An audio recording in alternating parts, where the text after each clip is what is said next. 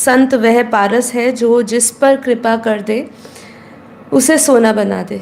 ठीक है, तो यहाँ पे एक चीज़ मैं स्पेसिफिक करना चाहती हूँ कि यहाँ पे कौन से संतों की बात हो रही है।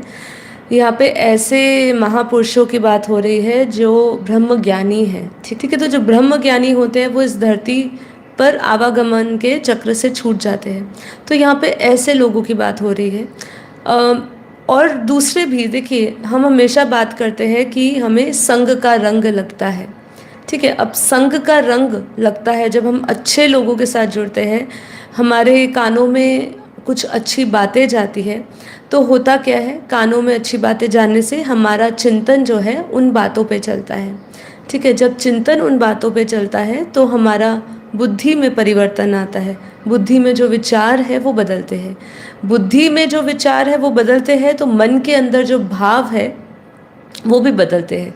मन के भाव बदलते ही हम अपने भीतर एक परिवर्तन महसूस करते हैं, क्योंकि हमारा जो संस्कारों का परिवर्तन होना है, हम संस्कारों को बहुत आसानी से परिवर्तित नहीं कर सकते, क्योंकि ये अनंत जन्मों की यात्रा का एक हमारा अभ्यास बना हुआ है। और अभ्यास के साथ साथ वो इतना दृढ़ हो चुका है, ठीक है, इतना कड़ा हो चुका है कि उस संस्कार को बदलने के लिए आपको तपना होगा। इसलिए कहते हैं, यहाँ पे पारस की बात इसलिए आ रही है, पारस की एक बहुत ही विशेषता है, उसको एक चमत्कारी एक पत्थर माना गया है। हमारे शास्त्रों में कई कहानियाँ भी आती है इसको लेकर। वो कहानियों के विषय में तो मैं इतना अभी नहीं कहूँगी, लेकिन इतना ज़रूर कहूँगी कि उसमें ऐसा माना जाता है, मान्यता है कि पारस जो पत्थर है वो अगर लोहे को भी छू दे तो वो उसको स्वर्ण कर दे, सोना बना दे। ऐसे ही महापुरुषों का जो संग होता है, उनके संग की बात करें, या जो ब्रह्म ज्ञानी है, जो आत्मज्ञानी है, जो आत्म अनुभव कर चुके हैं, उनकी बातें, उनका संग आपको पारस के समान, वो पारस के समान है जिनका संग आपको लोहा बुद्धि, यहाँ पे देखिए यहाँ उपमा दी गई है, तो यहाँ पे लोहा जो बुद्धि है, हमारी बुद्धि जड़ है, वो जड़ को चैतन्य बनाती है। ठीक है, आप स्वर्ण मतलब स्वर्ण समान मतलब सोने में बदल नहीं जाते, आपकी बुद्धि सोने जैसी हो जाती है। ऐसा आपका संग होना चाहिए। ठीक है, अब इसको हमें आत्मवत सर्वभूतेषु, तो जो मनुष्य समस्त प्राणी मात्र को स्वयं के समान देखता है। हमारे भी ज्ञान मार्ग में जैसे कि यहाँ पे पता है कि जब आप सभी प्राणियों को अपने समान देखते हो। ठीक है, अपने समान देखना मतलब यहाँ क्या है, जब आपके अंदर, इसके कई अर्थ निकलते हैं, जब आपके अंदर एक तो किसी के प्रति कोई भेदभाव नहीं रहता, आप किसी को जज नहीं करते हो, और ज्ञान की गहराई से देखें और ज्ञान की दृष्टि से समझे तो यह है आत्मदृष्टि। ठीक है, बापूजी से जब मेरा एक पॉडकास्ट हुआ था, जब हमने सूक्ष्म मन की चर्चा करी थी, और उससे पहले भी एक और पॉडकास्ट था जिसमें हमने बात करी थी, जो एक्सक्लूसिव इंटरव्यू था जिसमें बहुत सारे अलग अलग डाइवर्स टॉपिक्स पे प्रश्न पूछे थे। तब उनसे पूछा गया था कि हमारे घर में कोई ऐसा व्यक्ति हो जो हमारे संस्कारों के विपरीत हो। ठीक है, मतलब उसका जो संस्कार है ऐसा है कि वो सभी को दुख देता है, आपको पता है कि उसके होने से आप एकदम नेगेटिव हो जाते हो, वो राक्षसी प्रवृत्ति का है। ठीक है, तो क्या करना चाहिए ऐसे समय में, मतलब क्योंकि आप ठहरे बुद्धि से संस्कार से संत टाइप आत्मा। ठीक है, अब वो ऐसी आत्मा है तो क्या कर सकते हो आप। तो बापूजी ने उसमें बहुत सीधी सी बात करी कि देखिए, ऐसे लोगों की तो छाया भी नहीं लेनी चाहिए, पहली बात। लेकिन अब आपका कर्म बंधन है, आपके वो परिवार के सदस्य हैं, आप छोड़ सकते नहीं हैं, अपने कर्म बंधन तो चुकता करने हैं, कर्म बंधन निभाने ही होंगे। तो क्या कर सकते हैं, तो आपको उसको इग्नोर करना होगा। ठीक है, उनको देखते हुए नहीं देखना होगा। और कैसे, उनको आत्मा समझो। जब हम उनको शरीर में देखते हैं तो शरीर के साथ ही एक संबंध बन जाता है ना, कि वो मेरा पति है, वो मेरा पिता है, वो मेरे भाई है। जैसी संबंध बनते हैं उसी टाइम झगड़ा शुरू होता है। ठीक है, तो इसलिए बापूजी ने कहा कि उसको आत्मा देखो ना, उसको आत्मा देखो। और देखते हुए ना देखो, सुनते हुए ना सुनो, ये जो बापूजी ने हमें ज्ञान में धारणा लेने के लिए कही है वो इसलिए ली है। और कई लोग इसको बहुत साधारण शब्दों में समझा देते हैं कि भाई एक सबसे दुख से बचने का और शांति में, परम शांति में रहने का सबसे बड़ा उपाय ये है इग्नोर नमः। इग्नोर को करो, जितना हो सके सबको इग्नोर करो।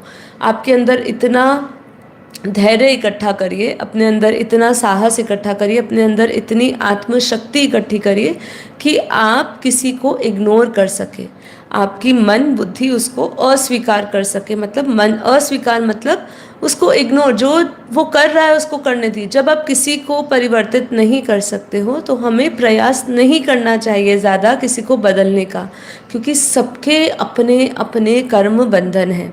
आपको ज्ञान मिला, आप ज्ञान से अपने कर्म बंधन काट सकते हो। जब उनकी भक्ति कुछ पूरी होगी या उनका पुण्य कर्मों का खाता थोड़ा बढ़ेगा, उनके पाप कर्म खत्म होंगे, तब जाके कहीं उनको ये सब चीज़ों का अनुभव होगा कि मैं क्या कर रहा हूँ किसी के साथ। ठीक है, तो यस, पेशेंस एंड इग्नोर, ये जब भी हम ऐसे योगिक क्रियाओं में भी जाते हैं तो हमें संयम, धैर्य, ये सब चीज़ें सिखाया जाता है और इसको सीखना ही चाहिए, अपने जीवन में लाना ही चाहिए। आने वाले समय में इसकी और अधिक ज़रूरत पड़ेगी। हाँ, ये भी बात उतनी ही सत्य है कि जब आप पर किसी भी चीज़ का शोषण किया जाए, बहुत ही ज़्यादा आपको दबाया जाए, तो हमें आत्मविश्वासी बनना चाहिए, अपने कर्मों पर विश्वास करना चाहिए, अपने भगवान पर विश्वास करना चाहिए, ज्ञान पर विश्वास करना चाहिए और परिवर्तन लाने के लिए हमें लगातार मेहनत करनी चाहिए कि हम उसके मन को परिवर्तन, अगर हम वाचा से नहीं कर सकते, कुछ कर्म से नहीं कर सकते, तो हम उसको एक शुभ संकल्पों द्वारा, शुभ संकल्पों की देन से उसके अंदर परिवर्तन लाए। इसलिए बापूजी ने हमेशा कहा है कि अपने ऑरा को मजबूत करो, अपने वाइब्रेशंस को पावरफुल करो।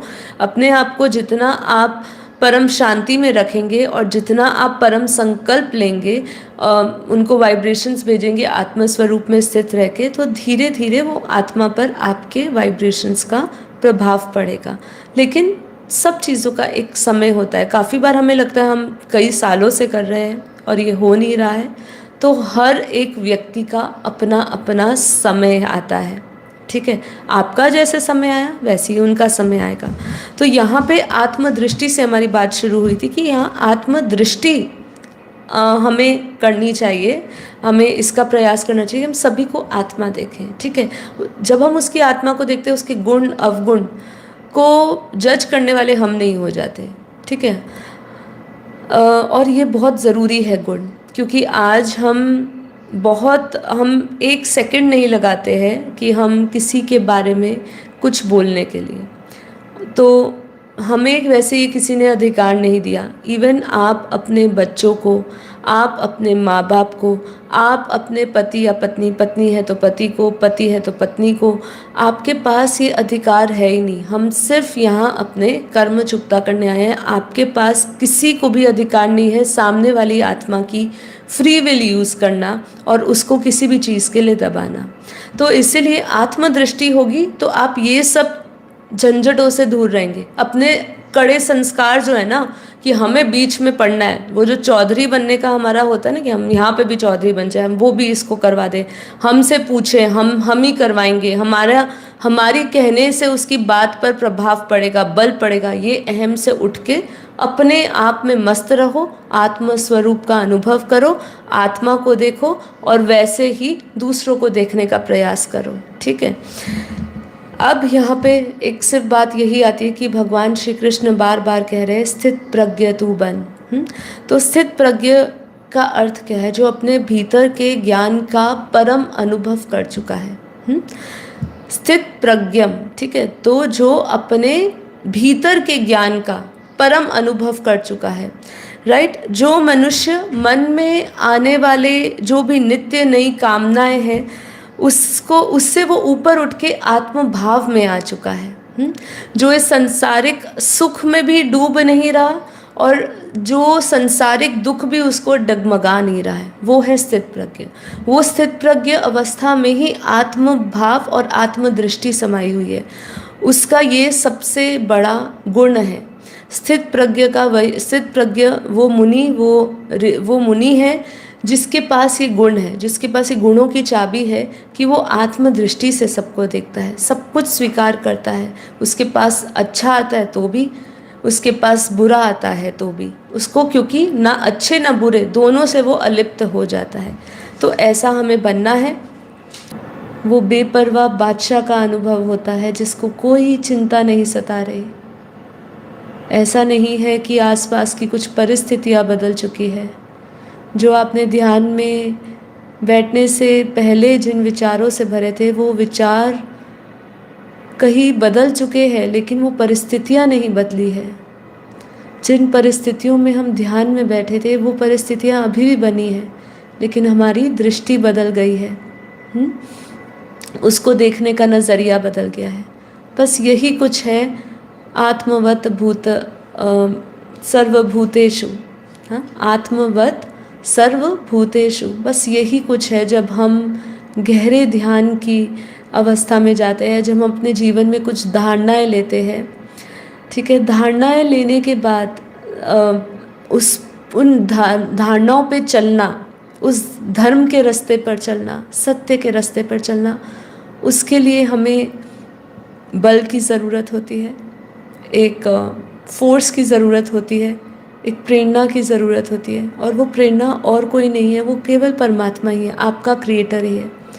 और हमेशा ध्यान रखें कि आप सिर्फ अपने क्रिएटर से ही पावर ले सकते हैं, और आपको इस परम अवस्था या परम आनंद का अनुभव कराने में भी सिर्फ और सिर्फ आपके क्रिएटर ही आपको करवा सकते हैं। इसलिए सही सही ज्ञान से जब हम इस योग से जुड़ते हैं, अपने क्रिएटर को जानते हैं, कि समझते हैं कि मेरा रचयिता कौन, तब हमारे अंदर वो फुल फोर्स से पावर आती है, फुल फोर्स से।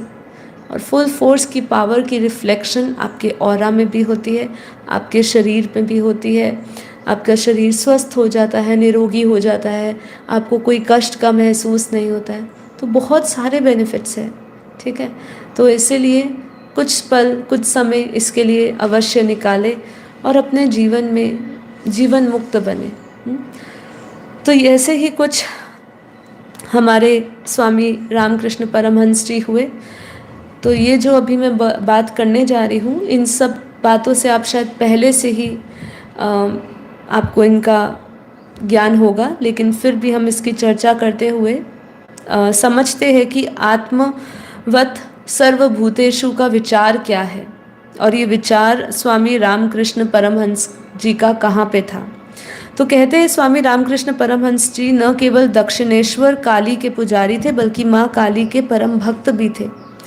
वह अक्सर माँ काली के साक्षात दर्शन करते थे तथा उन्हें भोजन भी कराते थे। तो आप सब इन बातों से आपको ज्ञान होगा कि वो महाकाली के भक्त थे और उनको साक्षात्कार होते थे। वो रोज़ माँ काली के पास जाते थे, उनको भोजन कराते थे, उनसे बातें भी करते थे। तो ऐसा बताया गया है। सौभाग्य से वही स्वामी विवेकानंद जी के गुरु भी थे। एक बार की बात है जब स्वामी रामकृष्ण परमहंस को गले का कैंसर हो गया। पानी तो ठीक, भोजन भी गले से नीचे उतरना मुश्किल हो गया। तो अपने गुरु को ऐसी अवस्था में देख स्वामी विवेकानंद जी ने और उनके अन्य शिष्यों को बड़ा ही दुख होता था। तो स्वामी विवेकानंद जी ने उनकी यह दशा देखी नहीं जा रही थी।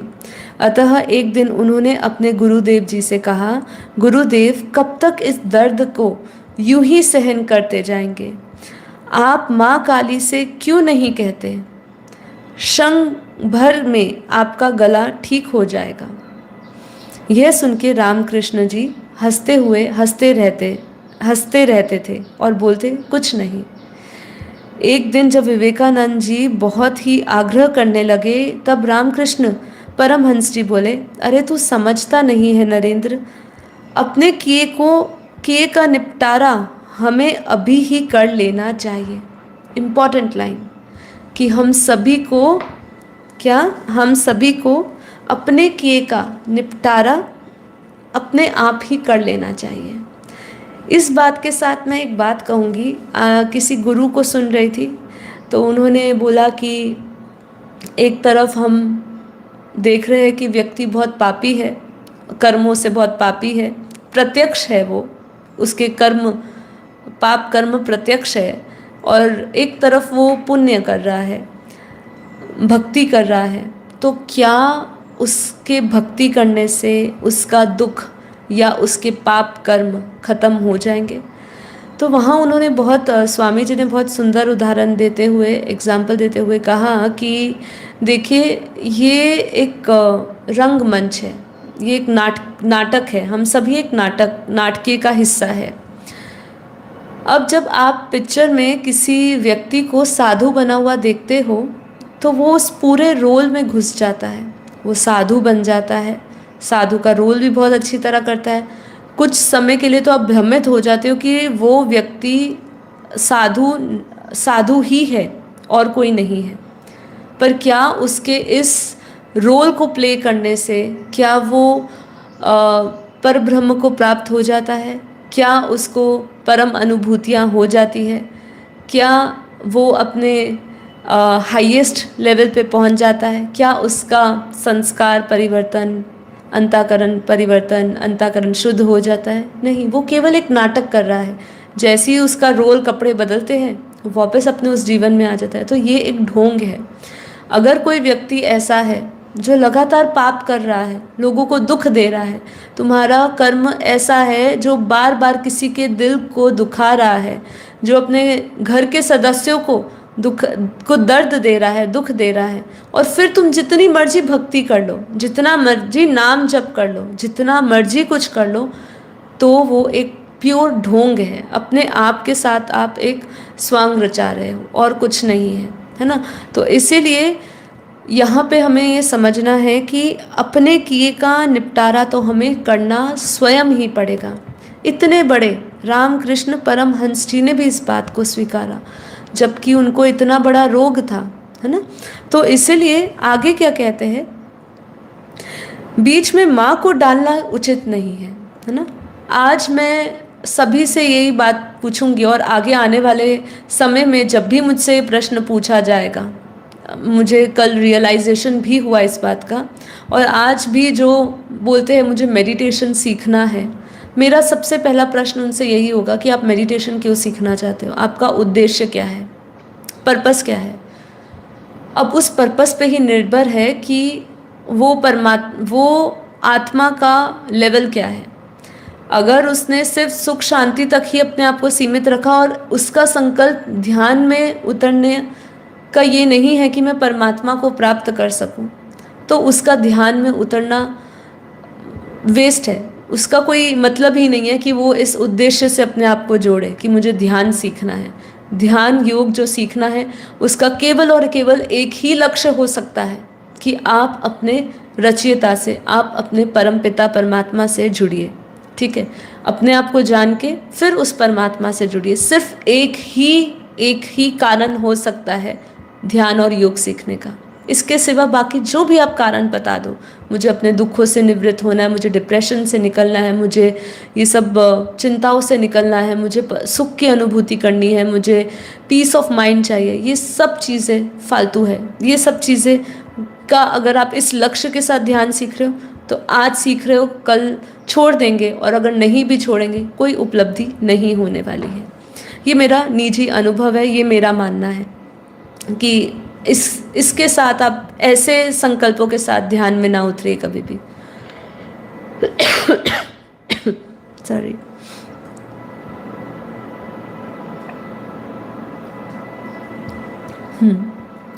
तो इसमें बीच में माँ को क्यों डालना? अगर मैंने इसे माँ की कृपा में भी अभी, माँ की कृपा से अभी टाल दिया, तो भी इसके निपटारे के लिए फिर से आना पड़ेगा। तो अब आप जाके भगवान के पास जाके बोलते हो कि मेरे बच्चे को सुखी कर दो, मुझे संपत्ति दे दो, मुझे मेरे ये सब समस्याओं का समाधान कर दो, तो समझ लो आपकी समस्या का समाधान शायद आपके अच्छे कर्म से 1% हो भी जाएगा, तो भी निपटारा करने तो हर चीज़ को आना पड़ेगा, चाहे सुख चाहे दुख। तो उन्होंने कितनी सुंदर बात करी कि मैं इसको टाल भी दूँ, माँ से शक्ति मांग भी लूँ, माँ को कह भी दूँ, तो भी मुझे निपटारा करने के लिए फिर से आना पड़ेगा। इसलिए जो हो रहा है वह ठीक है, उसमें व्यवधान डालना उचित नहीं है। तब स्वामी जी बोले, किंतु गुरुदेव इतना तो कह ही सकते हो कि आप भोजन पानी ले सके, ऐसा कब तक आप भूखे रहेंगे? अब हमसे आपकी ये दशा नहीं देखी जाती। तो रामकृष्ण जी बोले, अच्छा ठीक है, आज मैं कह दूंगा। इतना कहकर उन्होंने स्वामी विवेकानंद जी को निश्चिंत किया। दूसरे दिन सुबह जब वह उठे और जोर से हंसने लगे, उन्हें हंसता देख स्वामी विवेकानंद जी ने और आदि सभी शिष्यों ने इकट्ठे होकर कहा और हंसने का कारण पूछा। रामकृष्ण जी बोले, आज तो बड़ा मज़ा आया। तू कह रहा था ना कि माँ से क्यों नहीं कहता। मैंने कहा तो माँ ने बड़ा ही मज़ेदार जवाब दिया। पता है माँ ने क्या कहा? माँ बोली, तूने क्या इस गले का ठेका ले रखा है जो ठीक करवाने की पड़ी है तुझे? दूसरों के गले से ही भोजन करने में तुझे क्या तकलीफ है? हंसते हुए रामकृष्ण बोले, रे नरेंद्र, तेरी बातों में आकर मुझे भी बुद्धू बनना पड़ा। तू ही मेरे पीछे पड़ा था कि माँ से नहीं कहते, माँ ठीक कहती है। इस गले का क्या ठेका है? अब से तू भोजन करे तो समझना मैंने भोजन कर लिया। उस दिन रामकृष्ण पूरे दिन हंसते रहे। जब डॉक्टर जांच करने के लिए आए तो उन्होंने रामकृष्ण जी को हंसता हुआ देखा। उन्होंने भी पूछा, आप ऐसी दशा में कैसे हंस रहे हैं? इससे ज़्यादा पीड़ा की अवस्था तो और हो ही नहीं सकती है। रामकृष्ण बोले, मैं अपनी नादानी पर हंस रहा हूँ।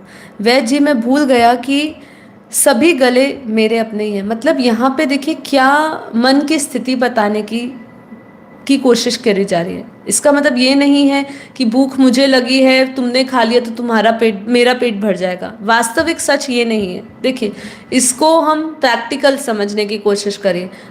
भूख मुझे लगी है और मैं बोलूँ खाना आप खा लो और मेरा पेट भर जाए, ऐसा नहीं है। यहाँ भाव प्रकट करने की ज़रूरत है कि उनकी दृष्टि बदल चुकी है। उन्होंने सबको एक जैसा देख रहे हैं। उनका जो विचार है आत्मवत् सर्वभूतेषु का, ये विचार उन्होंने प्रकट किया है अपनी इन बातों से कि तुम खा रहे तो मैं भी खा रही। मुझे इस दर्द से मैं अपने आप की निवृत्ति के लिए मैं क्यों माँ को परेशान करूं? क्यों मैं अपने कर्मों को बीच में रोकूं? है ना? मतलब जो कर्म मेरे चल रहे, जो निपटारा चल रहा है, उसको शांति से चलने दो। और इसमें सुख ढूंढने के लिए, इसमें आनंद ढूंढने के लिए, क्योंकि परिस्थिति नहीं बदल सकती। अगर बदलना चाहते तो क्या वो अपना कैंसर ठीक नहीं कर सकते थे? तो वो नहीं बदल सकते थे। वो जानते थे कि मुझे कर्म चुकता करने हैं, निपटारा करना है। तो अपनी उस अवस्था को प्राप्त करना जिसमें वो अपने दुख के साथ अलाइन कर ले कि ठीक है, स्वीकार कर ले कि जो है ठीक है, अच्छा है, ये भी निकल जाएगा, ये भी टल रहा है, सब कुछ निपट रहा है। इसलिए उन्होंने कहा जो तू कर रहा है बस मैं ये सोचूंगा कि वो मेरे साथ भी हो रहा है। ऐसे ही करते ना, बापूजी ने भी हमें ज्ञान दिया। अब कह रहे बच्चों तुम इस ज्ञान को आगे पहुंचाओ। करने वाले वो सब कुछ तो भी उन्होंने आगे रखा कि तुम जो कर रहे हो वही सबसे श्रेष्ठ है, करवाने वाले वो है। तो मतलब यहाँ पे विचार ये प्रकट करना चाहती हूँ मैं कि आपको जब आप आत्म अनुभूति कर लेते हैं और या आप आत्मदृष्टा बन जाते हैं, तब आप सभी प्राणियों को एक जैसा देखते हो कि ठीक है, सब एक जैसे है। वो हीन भावना नहीं रहती। जो वो कर रहा है उसी में आपको भी खुशी और आनंद मिलता है। ठीक है, तो ऐसा ही वो भी इस अवस्था को दर्शा रहे हैं। आगे कहते हैं, यही होती है सच्चे संत की पहचान। वह संपूर्ण चराचर में आत्म तत्व को देखता है। जब आत्मा का विश्वात्मा अर्थात परमात्मा के साथ एकतम हो जाता है तो फिर अपना पराया कुछ नहीं रहता। अपना पराया, उसका मेरा, सब कुछ खत्म हो जाता है जब हम आत्मा स्वरूप बन अपने परमात्मा से जुड़ जाते हैं। तो हमारे अंदर ये विचार खत्म हो जाते हैं। ऑब्वियस है ना, मतलब इसकी काफ़ी बार लगेगा आपको कि मैंने बहुत इजीली बोल दिया है, लेकिन जब आप योग में बैठते हैं तो आपको इसका अनुभव होगा। इसका अनुभव ऐसा होगा कि जब वो फुल फोर्स में पावर आएगी ना आपके अंदर, तो आपका मन के सारे मल मिट जाएंगे। ठीक है, जितनी भी मलिनता है वो खत्म हो जाएगी। फिर आपके अंदर सबके प्रति रहम होगा, आत्मदृष्टि से आप देखेंगे तो सबके प्रति रहम आएगा। उसके बुरे कर्म भी आपको लगेंगे उसकी अज्ञान अवस्था है, तो कोई बात नहीं, कोई बात नहीं, वो भी ठीक हो जाएगा, वो भी अपने समय के साथ समझ जाएगा। तो ये चीज़ स्वाभाविक हो जाती है, और वही सच्चा संत है, वो जो आत्म तत्वों से देखता है। जब आत्मा का विश्वात्मा अर्थात परमात्मा के साथ एकतम हो जाता है तो फिर अपना पराया कुछ नहीं रहता। संत को कभी अपने लिए मांगने की ज़रूरत नहीं पड़ती, क्योंकि उन्हें कभी किसी वस्तु का अभाव नहीं लगता है। अगर आपको आज के एपिसोड के सुनने के बाद कभी भी ऐसा हो कि मुझे इस जीवन में ये अभाव है, तो याद करिए कि आप सच्चे संत नहीं हैं, आप सच्चे ज्ञानी नहीं हैं। ठीक है, संत मतलब हमारी भाषा में ज्ञानी, कि आप सच्चे ज्ञानी नहीं हो। आपको अगर जीवन में किसी भी प्रकार का अभाव लग रहा है, ठीक है, वो कभी किसी से मांगता नहीं, भगवान के से भी अपने लिए नहीं मांगता, उसको हमेशा। इसलिए बापूजी ने क्या कहा, तुम विश्व कल्याणकारी आत्मा हो। आपका प्रत्येक संकल्प विश्व के लिए होता है, आप विश्व में शांति के लिए जी रहे हो, कि सबको शांति मिले, सब ये ज्ञान सुनकर आत्म जागृति कर सके। तो आपका हमेशा दूसरों के कल्याण का जो भाव होता है वही आपकी भी नैया तार देता है ना। इसलिए हमेशा कई एपिसोड में मैंने बोला कि जो दूसरों को प्रकाश देता है उसके अंदर और उसके बाहर कभी भी अंधकार नहीं रहता है। आगे, चाहे परिस्थिति कितनी भी विकट क्यों ना हो, संत कभी भी अपने लिए नहीं मांगता। संत दे सकता है, मांग नहीं सकता है। जो यदि संत ने मांग लिया तो उनका संतत्व समाप्त हो जाता है। इतिहास उठाकर देख लीजिए, संत ने जिसके सिर पर हाथ रख दिया है उससे क्या से क्या बना दिया है। समर्थ गुरु रामदास ने सामान्य से एक लड़के को शिवा हो छत्रपति शिवाजी बना दिया। आचार्य चाणक्य ने गलियों में खेलने वाले एक लड़के को पकड़कर सम्राट चंद्रगुप्त मौर्य बना दिया। और नरेंद्र को ही देख लीजिए, रामकृष्ण परमहंस जी ने उन्हें स्वामी विवेकानंद बना दिया, जिन्हें सदियों तक लोग याद करते हैं। इसलिए क्या कहते हैं, संत वह पारस है जो जिस पर कृपा कर दे उसे सोना बना दे। तो हम सभी बेहद के बच्चों के ऊपर बेहद के दादाजी की, बेहद की माँ की कृपा है। वो पारसनाथ है और हमें पारस बना रहा है। ऐसे ही हर एक गुरु, हर एक संत की, जिनके जो क्रिएटर है उनके ऊपर उनकी कृपा बरसती है। ठीक है, मोक्ष भी आपको आपका केवल क्रिएटर दे सकता है। ठीक है, तो जब उनकी कृपा बरसती है तो वो आपको लोहे बुद्धि से स्वर्ण बुद्धि में ले जाता है, सोने जैसी बुद्धि बनाता है, ज्ञान से आपको परिपक्व करता है, ज्ञान से आपको तपाता है, आपके सारे पाप भस्म होते हैं। और फिर धीरे धीरे उसके शरण में, उसकी और एकाग्रता में आप जाते हैं तो आप पारस बन जाते हैं, शुद्ध बन जाते हैं, परम शुद्ध हो जाते हैं। मन शुद्ध, अंतःकरण शुद्ध, बुद्धि शुद्ध, हम परम शुद्ध को प्राप्त हो जाते हैं। आज का एपिसोड यहीं पर हमारा समाप्त होता है इसी लाइन के साथ। तो आशा करती हूँ आज का जो भी उद्देश्य रहा होगा हमारा इस पूरे एपिसोड में, ये छोटी सी घटना के साथ, तो आपको इसका उद्देश्य बहुत क्लियर होगा। आप समझ चुके होंगे कि अब हमें करना क्या है, हमें आत्मदृष्टि रखना है। ठीक है, और विश्व कल्याण के लिए हमें हमेशा संकल्प करना है। जितना आप विश्व कल्याण के संकल्प से जुड़ोगे, स्वतः ही आपका कल्याण उसमें ही समाहित है। ठीक है, क्योंकि आप विश्व से अभी अलग नहीं है, विश्व आपके भीतर ही है। तो आज के लिए इतना ही, अब हम कल मिलेंगे। तो यदि आपको ये एपिसोड अच्छा लगा हो तो इसको लाइक, शेयर, कमेंट ज़रूर करिए। इस योग को दोहराइए, दिन में जब आपको समय मिले तो एक बार वीडियो को ज़रूर रिपीट करिए, कम से कम योग रिपीट करिए, कुछ बातों को रिपीट करिए। यदि कुछ आपको सुबह बातें अच्छी लगी तो उसको फिर से एक बार दोहराइए। तो आपका जो सबकॉन्शियस माइंड है वो उन्हीं बातों के चिंतन से ट्रेंड रहता है, उधर इधर भटकता नहीं है, आप प्योर रहते हैं, है ना। तो ठीक है, सभी को परम शांति।